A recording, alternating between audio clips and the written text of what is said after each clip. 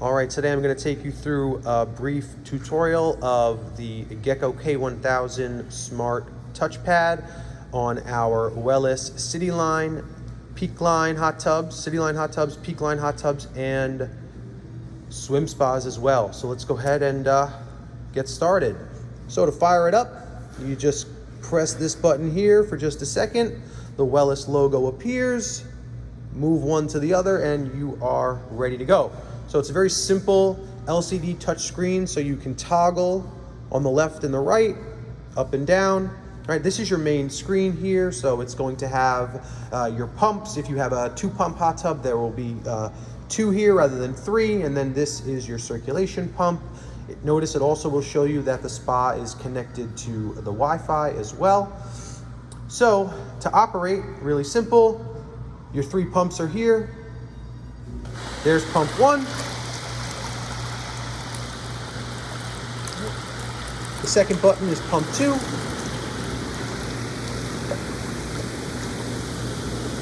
And then you have, on this model, there are 3 pumps. So you have a 3rd pump, and that does the final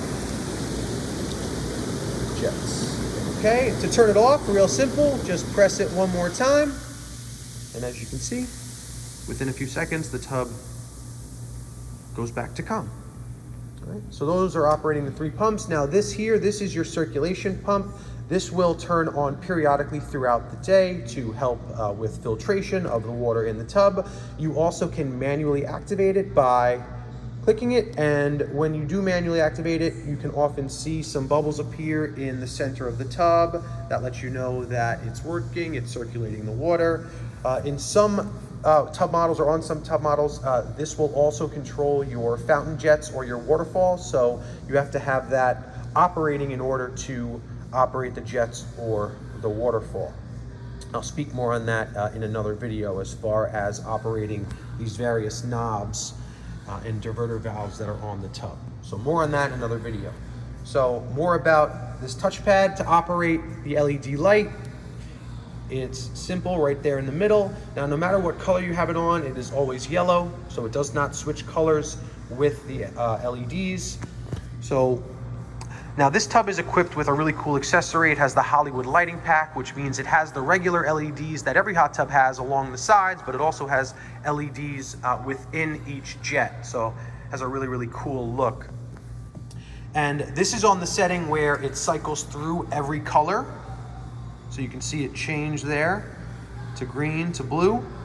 Now, if you keep pressing it and cycling through, eventually you'll get to the settings where it stays on the particular color that you have chosen. Okay, so cycle through it, pick your color, and enjoy. Okay, the heater, very simple. You press the up button to go up, the down button to go down. Now, there is no cooler in this hot tub. So in other words, the water is cooled naturally by having lack of heat. So there's no way to sort of artificially cool the water any quicker than it would just from losing heat with the heater not being on.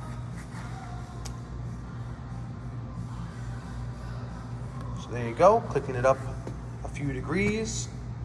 Okay. Now, it says heating suspended now because I just had all 3 pumps on. That will switch off to heat in just a few moments. So most hot tubs, you can go all the way up to 104 degrees. And then if you were to run the jets will turn off automatically after 15 minutes. Okay, beautiful. Let's turn that down before all the windows fog up. Okay, there we go. So other features on the side, you kind of have these 2 gears. These are your settings.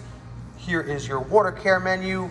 It is automatically going to be set to standard when you open up your tub and power it on. For most cases, standard is just fine. It's going to run normal cycles.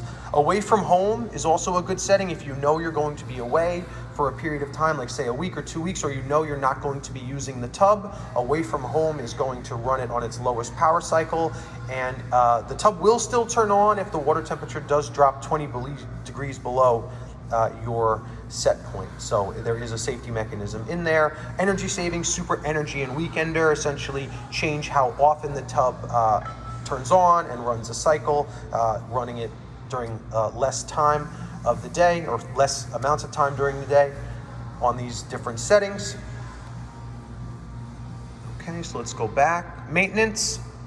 So you have a reminders menu when you first get the tub. If you open this up, you'll notice that these are set. So it's going to remind you to rinse the filter with a hose, clean filter in a solution, change the water, and do a spa checkup.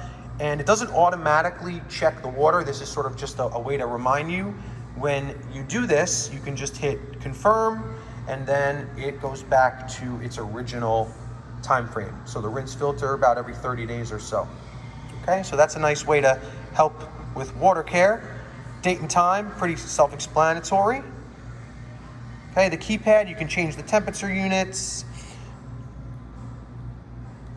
There you go. So you can change the contrast. You have night contrast and day contrast. The day is a little brighter. You can change the language. This is the service menu. You don't really want to be playing around with this, but it is there. Okay. All right, miscellaneous.